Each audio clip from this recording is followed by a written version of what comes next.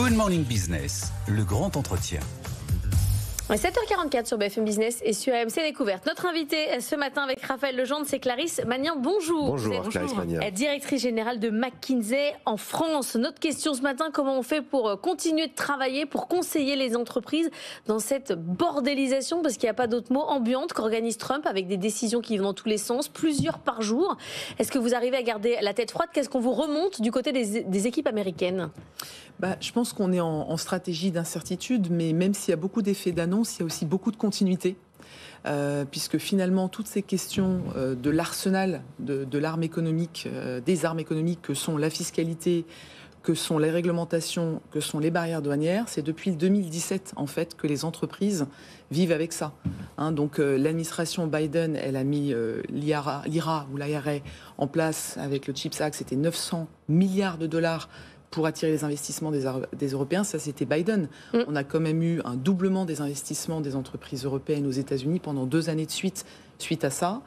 2017, il y a beaucoup de continuité. Il y avait déjà eu finalement un rapport de force, alors plutôt avec la Chine à ce moment-là, qui avait réduit de 9 points les importations chinoises aux États-Unis.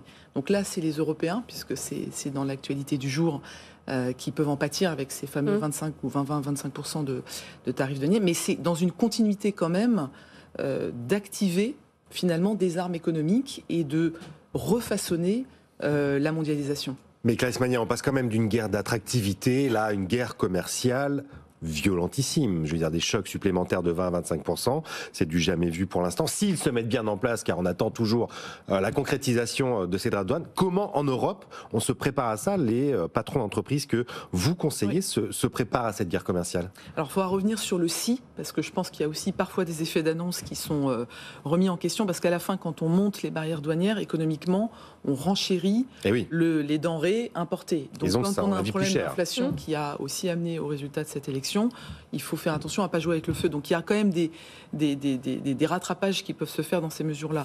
Mais qu'est-ce que disent les dirigeants? Alors les dirigeants mondiaux, déjà avant l'élection de Trump, leur préoccupation numéro 1 pour plus de 2/3 d'entre eux, même 76% d'entre eux, c'était la géopolitique et les rivalités économiques. Ça, c'était 76% des dirigeants du monde. Les Européens aussi. Donc là, c'est amplifié.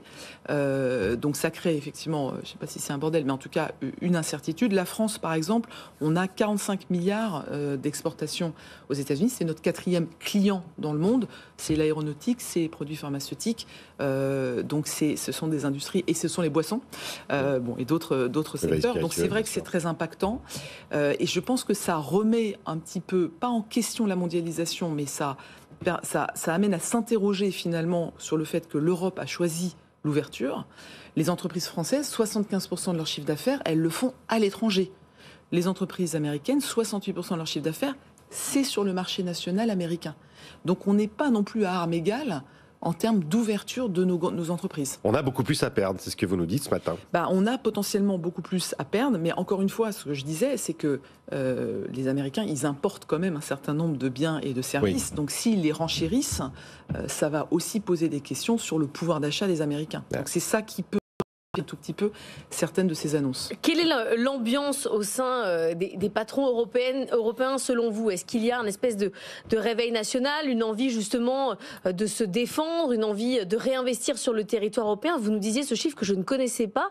Il y a eu 2 fois plus d'investissements européens aux États-Unis ces derniers temps. Est-ce que là, on peut potentiellement être sur une tendance opposée, des investissements qui reviennent? Alors là, c'était vraiment la conséquence de l'IRA. Et là, l'Europe a réagi. On a mis à peu près les mêmes montants en Europe, simplement on ne les a pas mis de la même façon. Les Américains, c'est de l'économie d'impôts. C'est très lisible, c'est très clair pour une entreprise. Vous alliez payer tant d'impôts, si vous investissez chez nous, vous payez tant. C'est biblique. En Europe, c'était des prêts ou des subventions. C'est pas la même chose pour une entreprise. La lisibilité n'est pas la même. Donc je pense qu'il y a un sursaut, il y a un réveil. Maintenant, il faut que ça se traduise dans les actes, puisque dans notre baromètre des dirigeants, donc on interviewe à peu près 2000 dirigeants dans le monde très régulièrement sur ce qui les préoccupe. Donc c'était numéro 1 la géopolitique. Et là, il y a une différence entre ce que disent les dirigeants mondiaux et les dirigeants européens. Les dirigeants européens, pour 1/3 d'entre eux, ils sont inquiets des politiques publiques.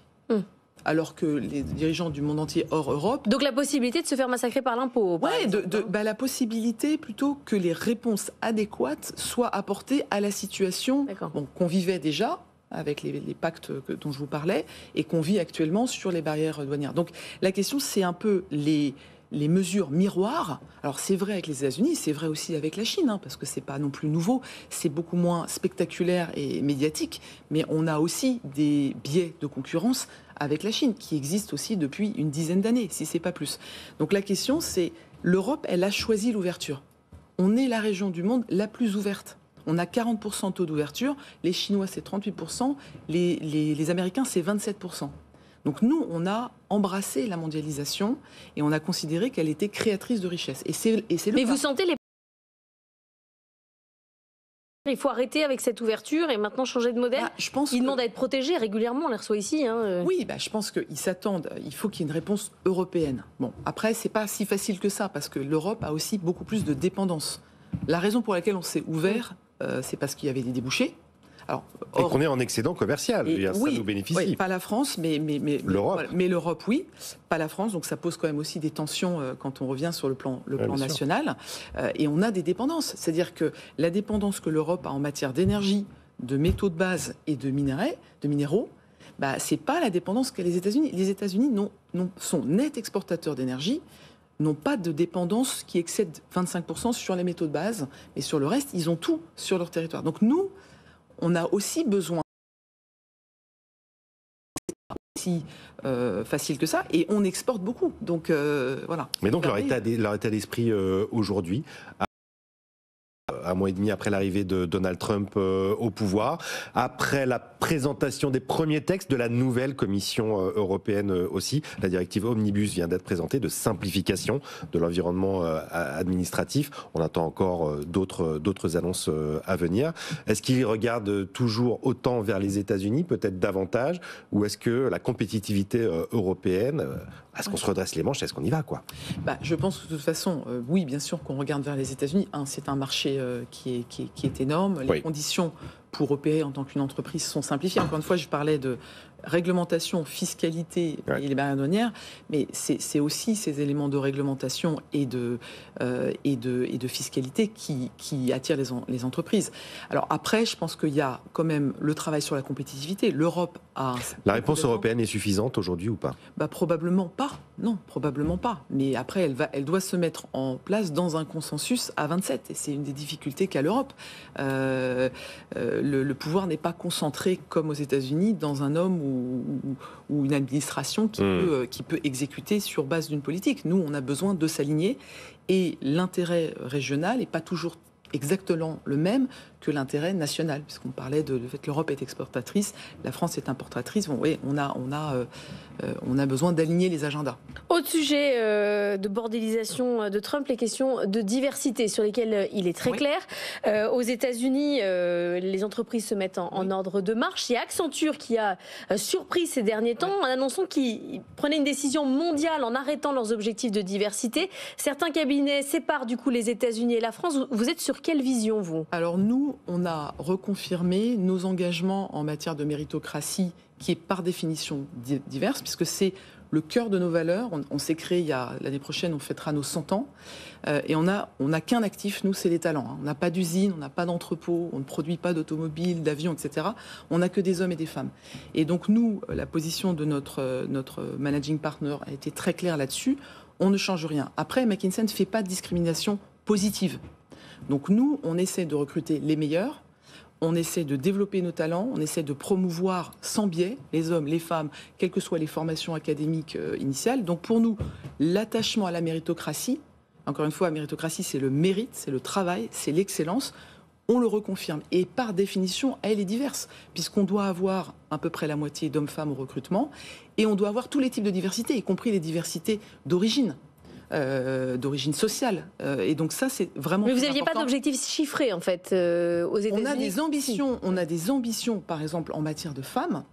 Nous, le plafond de verre, c'est l'accession au partnership. Donc nous, on veut augmenter le nombre de femmes qui deviennent partners et senior partners. On n'en a pas assez. Donc on continue d'essayer de travailler là-dessus. Mais il n'y a pas de discrimination positive. Aucune femme qui va rentrer chez McKinsey aura un traitement privilégié pour pouvoir passer partenaire. Donc, il n'y a pas de renoncement à nos valeurs de méritocratie, mais pour nous, c'est une valeur aussi d'aller chercher dans les talents ces diversités. Et c'est là où on va chercher aussi l'excellence. Donc pour nous, il n'y a pas d'opposition entre la méritocratie et le fait qu'elle produit de la diversité et nos valeurs depuis la création du cabinet. Merci Clarisse Magnien d'être venue ce matin dans la matinale de l'économie.